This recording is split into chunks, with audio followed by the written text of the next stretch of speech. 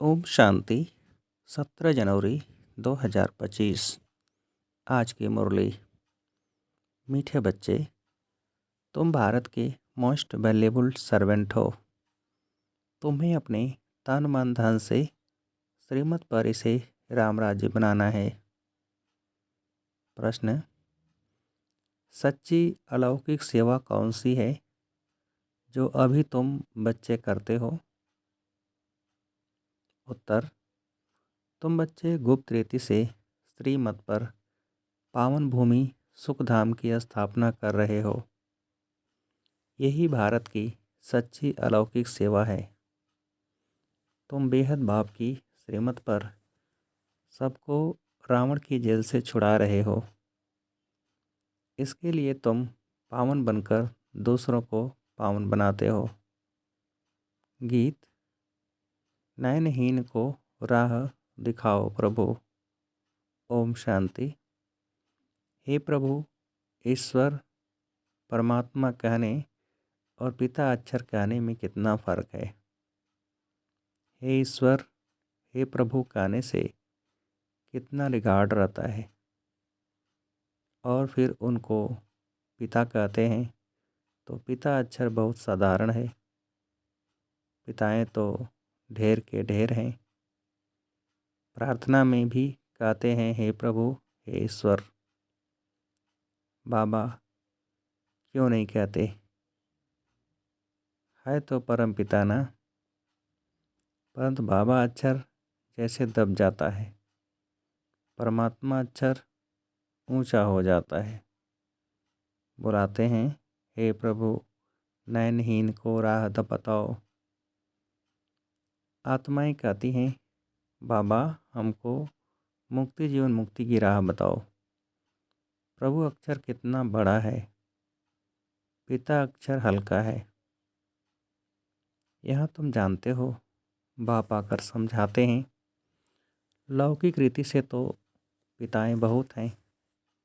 बुलाते भी हैं तुम माता पिता, हम बालक तेरे। कितना साधारण अक्षर है। ईश्वर व प्रभु कहने से समझते हैं वह क्या नहीं कर सकते हैं। अभी तुम बच्चे जानते हो बाप आया हुआ है। बाप रास्ता बहुत ही ऊंच सहज बतलाते हैं। बाप कहते हैं मेरे बच्चे, तुम रावण की मत पर काम चिता पर चढ़ भस्मीभूत हो गए हो। अब मैं तुमको पावन बनाकर घर ले जाने आया हूँ। बाप को बुलाते भी इसलिए हैं कि आकर पतित से पावन बनाओ। बाप कहते हैं मैं आया हूँ तुम्हारी सेवा में। तुम बच्चे भी सब भारत की अलौकिक सेवा में हो, जो सर्विस तुम्हारे सिवाय और कोई कर नहीं सकते। तुम भारत के लिए ही कहते हो श्रीमत पर पवित्र बन और भारत को पवित्र बनाते हो। बापू गांधी की भी आस थी कि राम राज्य हो। अब कोई मनुष्य तो राम राज्य बना न सके, नहीं तो प्रभु को पतित पावन कह क्यों बुलाते। अब तुम बच्चों को भारत के लिए कितना लव है। सच्ची सेवा तो तुम करते हो, खास भारत की और आम सारी दुनिया की। तुम जानते हो भारत को फिर से राम राज्य बनाते हैं। जो बापू जी चाहते थे वह हद का बापू जी था, यह फिर है बेहद का बापू जी। ये बेहद की सेवा करते हैं। यह तुम बच्चे ही जानते हो। तुम्हारे में भी नंबरवार यह नशा रहता है कि हम राम राज्य बनाएंगे।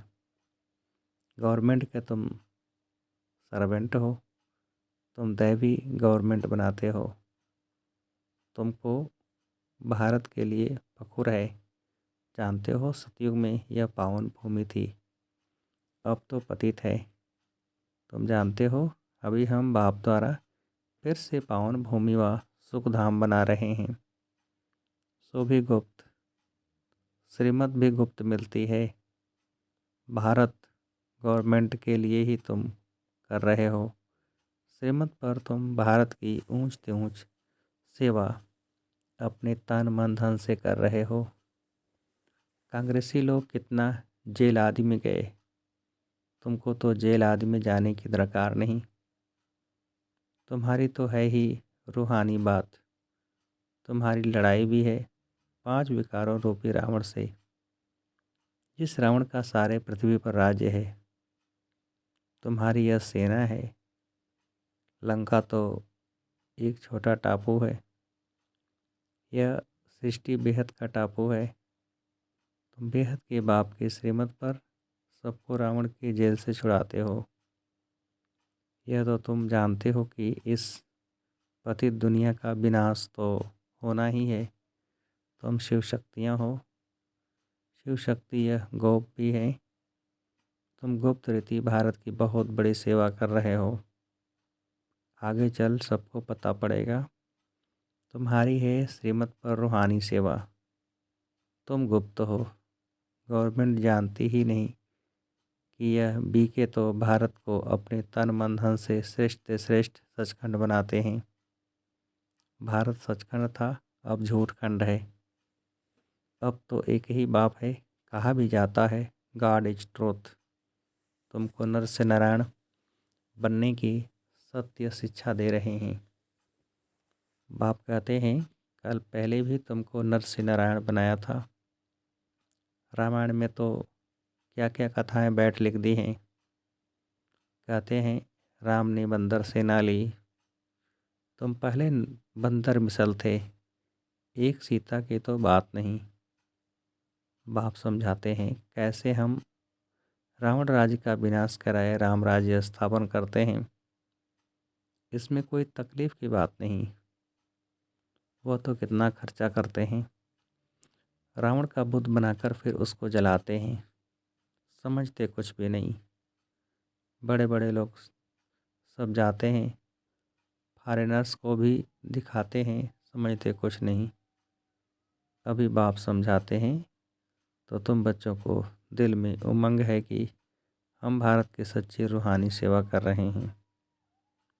बाकी सारी दुनिया रावण की मत पर है, तुम हो राम के से मत पर। राम कहो, शिव कहो, नाम तो बहुत रख दिए हैं। तुम बच्चे भारत के मोस्ट वैल्यूबल सर्वेंट हो श्रीमत पर। कहते भी हैं हे पतित पावन आकर पावन बनाओ। तुम जानते हो सतयुग में हमको कितना सुख मिलता है, कानून का खजाना मिलता है। वहाँ एवरेज आयु भी कितनी बड़ी रहती है। वे हैं योगी, यहाँ है सब भोगी। वह भारत, वह पावन, यह पतित। कितना रात दिन का फर्क है। श्री कृष्ण को भी योगी कहते हैं, महात्मा भी कहते हैं, परंतु वह तो सच्चा महात्मा है। उनकी तो महिमा गाई जाती है। सर्वगुण संपन्न, आत्मा और शरीर दोनों पवित्र हैं। सन्यासी तो गृहस्थियों के पास विकार से जन्म ले फिर सन्यासी बनते हैं। ये बातें अभी तुमको बाप समझाते हैं। इस समय मनुष्य तो हैं अनराइटियस, अनहैप्पी। सतयुग में कैसे थे? रिलीजियस राइटियस थे, 100% साल्वेंट थे, एवर हैप्पी रहते थे। रात दिन का फ़र्क है। यह एक्यूरेट तुम ही जानते हो। यह किसको पता थोड़ा ही पड़ता है कि भारत हेवन से हेल कैसे बना है। लक्ष्मी नारायण की पूजा करते हैं, मंदिर बनाते हैं, समझते कुछ भी नहीं। बाप समझाते रहते हैं। अच्छे अच्छे पोजीशन वाले जो हैं, बिरला को भी समझा सकते हो इन लक्ष्मी नारायण ने यह पद कैसे पाया, क्या किया जो इन्हों के मंदिर बनाए हैं। बिगर ऑक्यूपेशन जाने पूजा करना भी तो पत्र पूजा अथवा गुड़ियों की पूजा हो गई। और धर्म वाले तो जानते हैं क्राइस्ट फलाने समय पर आया, फिर आएगा। तो तुम बच्चों को कितना रूहानी गुप्त फखुर होना चाहिए। रूह को खुशी होनी चाहिए। आधा कल्प देह अभिमानी बने हो। अब बाप कहते हैं अशरीरी बनो, अपने को आत्मा समझो। हमारी आत्मा बाप से सुन रही है और सत्संगों में कभी ऐसे नहीं समझेंगे। यह रूहानी बाप रूहों को बैठ समझाते हैं। रूह ही सब कुछ सुनती है ना। आत्मा कहती है मैं प्राइम मिनिस्टर हूँ, फलाना हूँ। आत्मा ने इस शरीर द्वारा कहा कि मैं प्राइम मिनिस्टर हूँ। अभी तुम कहते हो हम आत्मा पुरुषार्थ कर स्वर्ग का देवी देवता बन रही हूँ। हम आत्मा मम शरीर है। देही अभिमानी बनने में ही बड़ी मेहनत लगती है। घड़ी घड़ी अपने को आत्मा समझ बाप को याद करते रहो तो विक्रम विनाश हो जाए। तुम मोस्ट ओबीडियंट सर्वेंट हो। कर्तव्य करते हो गुप्त रीति से, तो नशा भी गुप्त चाहिए। हम गवर्नमेंट के रूहानी सर्वेंट हैं। भारत को स्वर्ग बनाते हैं। बापू जी भी चाहता था नई दुनिया में नया भारत हो, नई दिल्ली हो। अभी नई दुनिया तो है नहीं। ये पुरानी दिल्ली कब्रिस्तान बनती है, फिर परिस्तान बनना है। अभी इनको परिस्तान थोड़े ही कहेंगे। नई दुनिया में परिस्तान नई दिल्ली तुम बना रहे हो। ये बड़ी समझने की बातें हैं। यह बातें भूलनी नहीं चाहिए।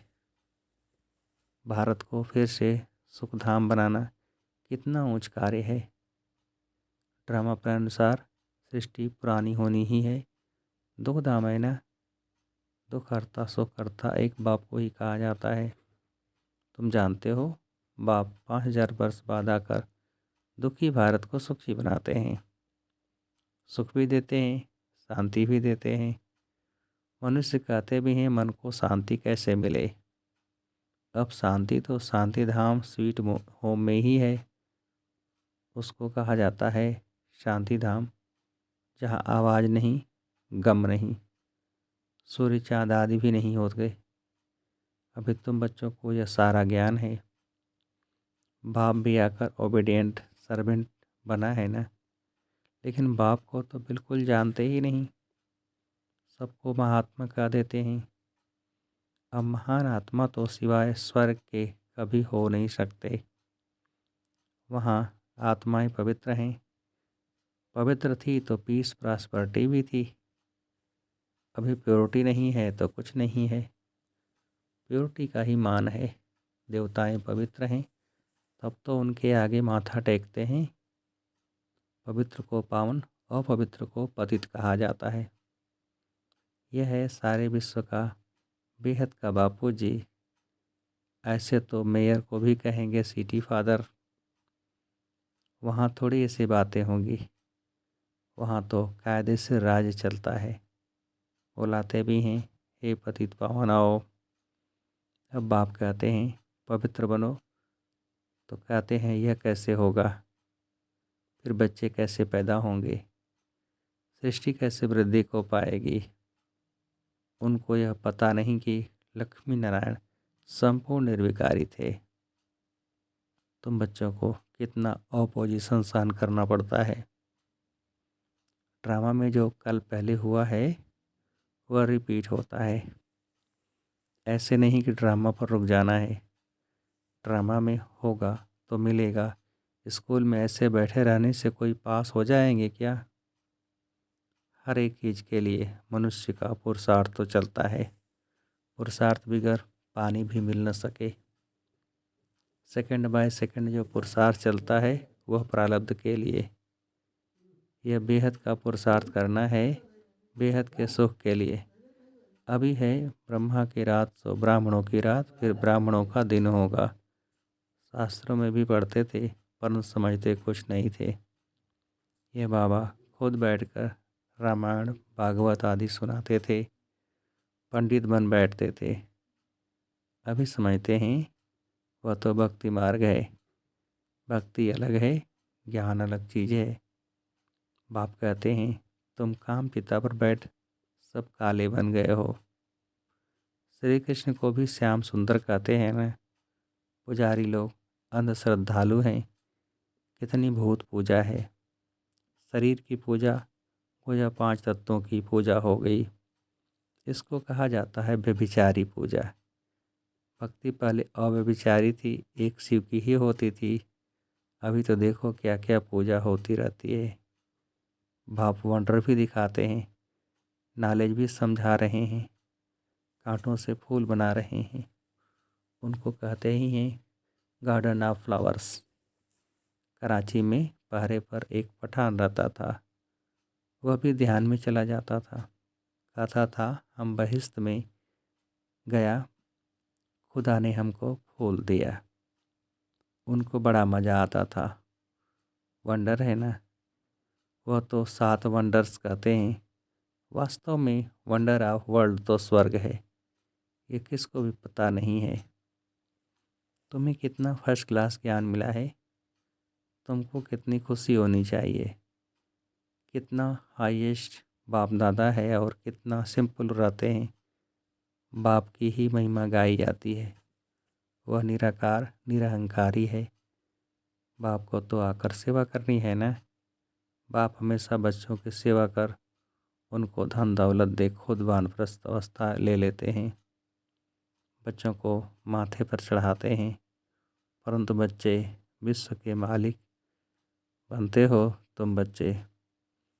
स्वीट होम में जाकर फिर स्वीट बादशाही आकर लेंगे। बाप कहते हैं हम तो बादशाही नहीं लेंगे। सच्चा निष्काम सेवाधारी तो एक बाप ही है। तो बच्चों को कितनी खुशी रहनी चाहिए, परंतु माया भुला देती है। इतने बड़े बाप दादा को भूलना थोड़े ही चाहिए। दादा की मिल्कियत का कितना फ़ख्र रहता है। तुमको तो शिव बाबा मिला है, उनकी मिल्कियत है। बाप कहते हैं मुझे याद करो और दैवी गुण धारण करो। आसुरी गुणों को निकाल देना चाहिए। गाते भी हैं मुझ निर्गुण हारे में कोई गुण नहीं। निर्गुण संस्था भी है। अब अर्थ तो कोई समझते नहीं हैं। निर्गुण अर्थात कोई गुण नहीं, परंतु वह समझते थोड़े ही हैं। तुम बच्चों को बाप एक ही बात समझाते हैं, बोलो हम तो भारत की सेवा में हैं। जो सबका बापू जी है, हम उनकी श्रीमत पर चलते हैं। श्रीमत भगवत गीता गाई हुई है। अच्छा, मीठे मीठे सिकेलते बच्चों प्रति माता पिता बाप दादा का याद प्यार और गुड मॉर्निंग। रूहानी बाप के रूहानी बच्चों को नमस्ते। हम रूहानी बच्चों की रूहानी बाप को नमस्ते। धारणा के लिए मुख्य सार। पहली पॉइंट, जैसे हाईएस्ट बाप दादा सिंपल रहते हैं, ऐसे बहुत बहुत सिंपल निराकारी और निरहंकारी बनकर रहना है। बाप द्वारा जो फर्स्ट क्लास ज्ञान मिला है उसका चिंतन करना है। दूसरी पॉइंट, ड्रामा जो हूबहू रिपीट हो रहा है, इसमें बेहद का पुरुषार्थ कर बेहद सुख की प्राप्ति करनी है। कभी ड्रामा कहकर रुक नहीं जाना है। प्रारब्ध के लिए पुरुषार्थ जरूर करना है। वरदान, अव्यक्त स्वरूप की साधना द्वारा पावरफुल वायुमंडल बनाने वाले अव्यक्त फरिश्ता भव। विस्तार, वायुमंडल को पावरफुल बनाने का साधन है अपने अव्यक्त स्वरूप की साधना। इसका बार बार अटेंशन रहे, क्योंकि जिस बात की साधना की जाती है उसी बात का ध्यान रहता है। तो अव्यक्त स्वरूप की साधना अर्थात बार बार अटेंशन की तपस्या चाहिए। इसलिए अव्यक्त फरिश्ता भव के वरदान को स्मृति में रख शक्तिशाली वायुमंडल बनाने की तपस्या करो। तो आपके सामने जो भी आएगा वह व्यक्त और व्यर्थ बातों से परे हो जाएगा। स्लोगन, सर्वशक्तिमान बाप को प्रत्यक्ष करने के लिए एकाग्रता की शक्ति को बढ़ाओ। सर्वशक्तिमान बाप को प्रत्यक्ष करने के लिए एकाग्रता की शक्ति को बढ़ाओ। अच्छा, ओम शांति।